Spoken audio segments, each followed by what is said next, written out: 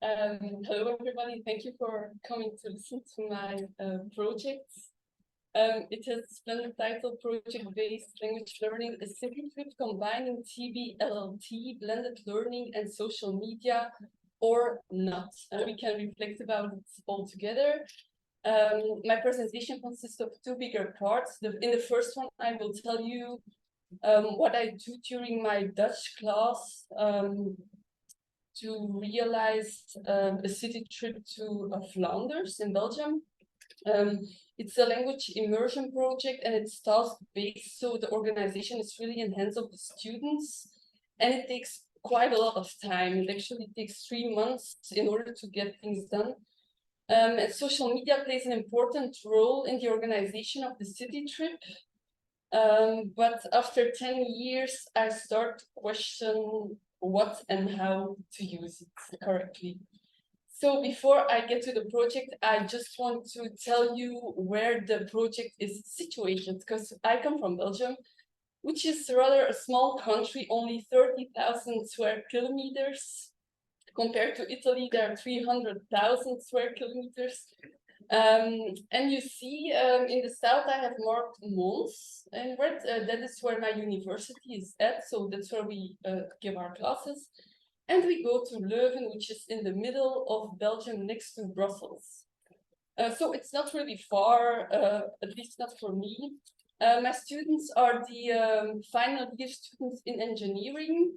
They have a class of 56 hours of Dutch, which is in our university quite a lot, during 14 weeks. Their goal is to refresh their language skills. They're not basic learners. And why do they want to refresh their language skills? Because they all want to work in Brussels. You know, it's the capital of Europe, and it is important there to mention Dutch as a language on your CV. So I mostly work with task-based approaches all the time, actually, and I use authentic documents like the journals, series on television, music, everything. It's my life, you know, it's all around me all the time, so I just have to pick it up and take it to my class. Because in other situations, my culture would never get to them, and I will explain you how that comes. So this is another map of Belgium. And you can see that there are different parts in the country. There are 3 communities, and that means that there are 3 governments, and they take decisions that are related to language, for example, education. So we have like 3 systems in Belgium to organize school. And there are also 3 regions in Belgium, so 3 governments that take decisions which are related to the territory. So, for example, how much can you drive on the street?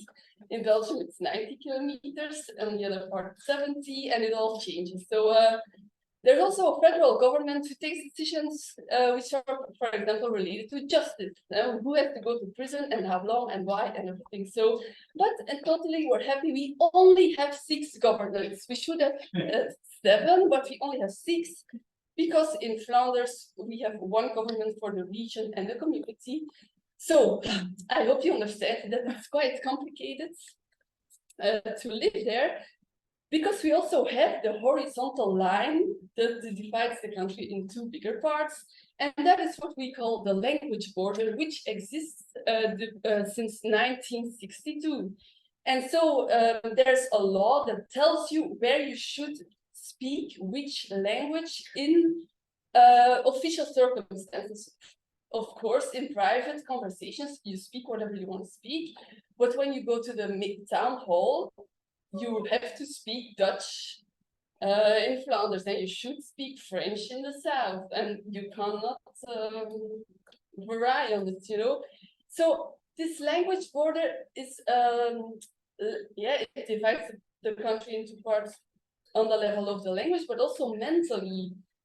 It's not one country anymore. It's like us and them, you know, and there's a lack of interest on the other side. So there's all now a lot of cliches. The Walloons in the south, they think of the Flemings as cold people, but really hard workers. And we think, we the Flemings in general, they think of the Walloons as warm people from the south, but they also enjoy life and they want to work very hard. So that are the cliches. So it's us and them. But in Brussels, which is the capital of Europe, there are like 150 nationalities and they speak more than 100 languages. And if you can show that Dutch is one of your languages and French, then you're special, you know, so they want it on their CV.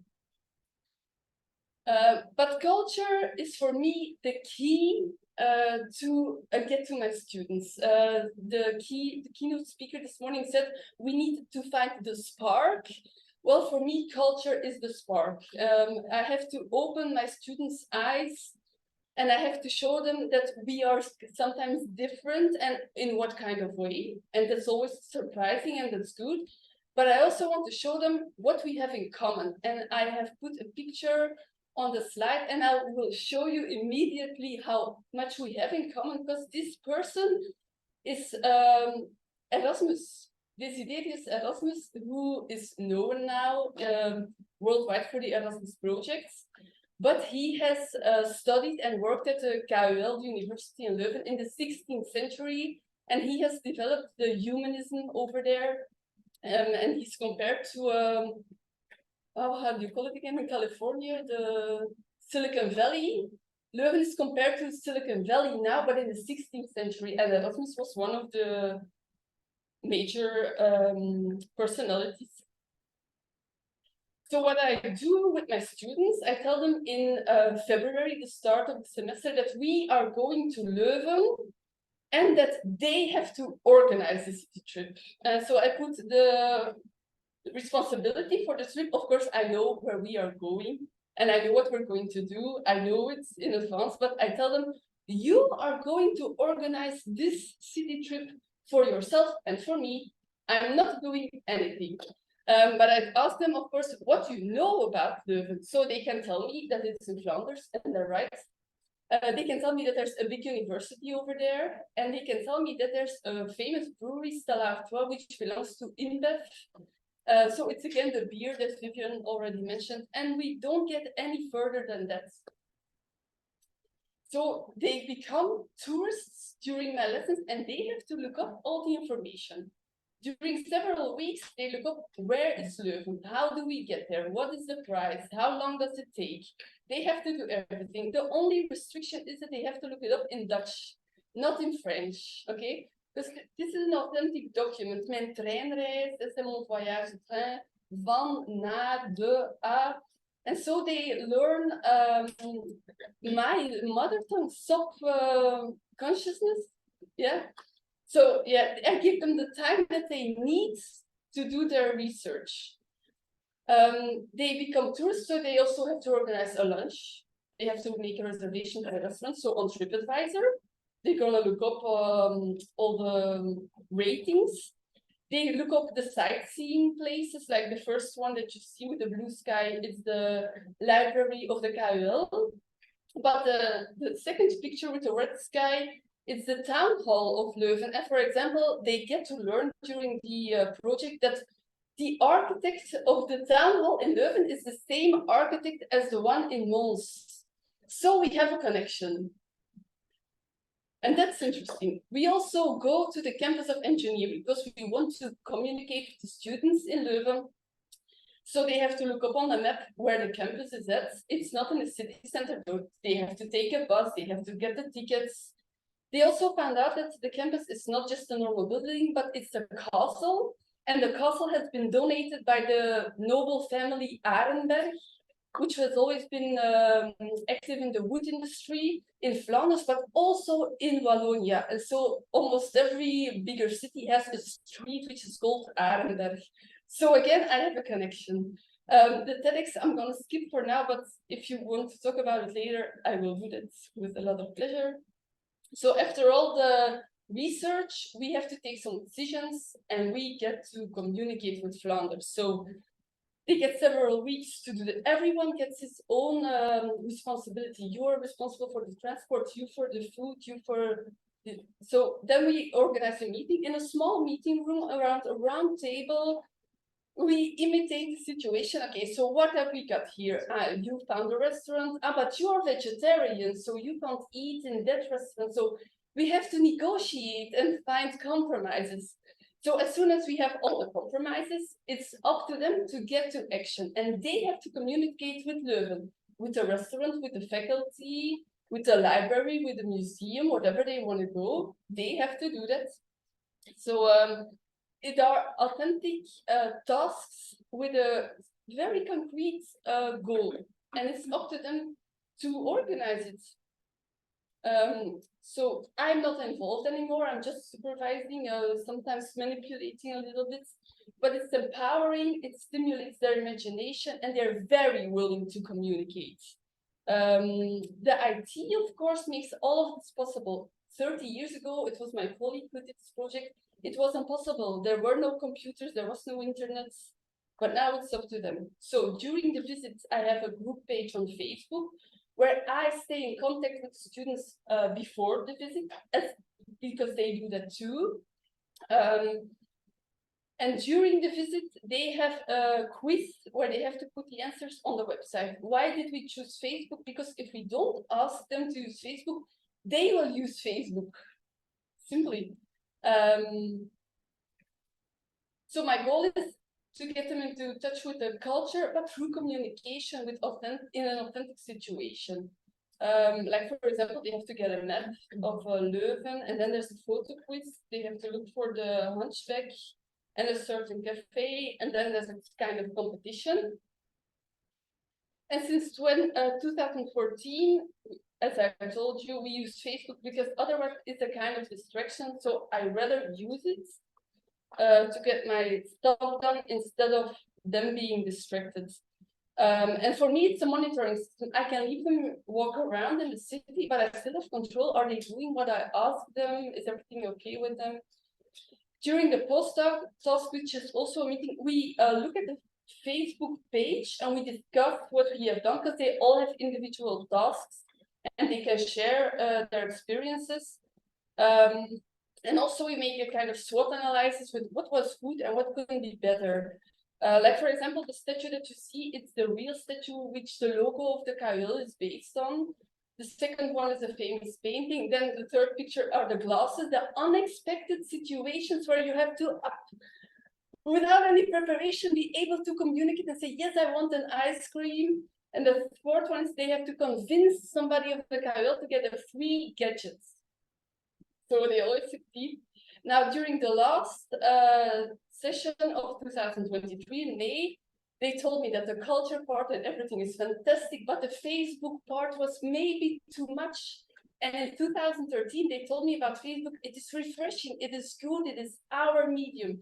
And now they tell me maybe Facebook is too much. We are on Facebook because we have to be on Facebook to get our lives organized. Everything is communicated on Facebook, but for personal communication, we are not on Facebook anymore. You have to look for something else.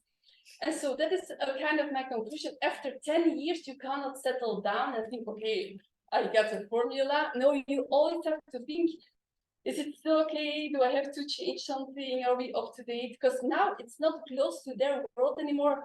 I'm losing them because of Facebook. Yeah, thank you. So for the next year, maybe another medium, but we're very critical. TikTok is too young, Snapchat is outdated, Twitter is too formal. At the moment, they advise me to use Messenger because it's very practical. It's a button on their phone and they're already on the page, and it's private because privacy is also an issue. Or I thought maybe we go back to reality and we use no social medium anymore. I'm still thinking about it. But on what I can see about an immersion day, if you can organize an immersion day and give the organization in the hands of your students, do it. It's always a success. It's very concrete, it's authentic, it's empowering. They never asked me, ma'am, can you please read my mail before I send it to somebody? And now they do ask me for corrections. They are responsible. My only criteria are the time. You need a lot of time because restaurants don't reply immediately. It takes time. Sometimes you have to change your reservations and everything. My group size is not too big. because if you're more than 20, it's complicated. The students have to be mature enough. Yeah. So when it comes to devices and social media, yes and no. During the pre-task, it really is facilitating for my pre-task. Without internet and Facebook, it's impossible. But when the city comes into the game, it's not necessary anymore. I think I have to think about it. And of course, the posts on Facebook, they gave me a written track to reflect on the task afterwards. Well, I came to the end of my presentation. Thank you very much.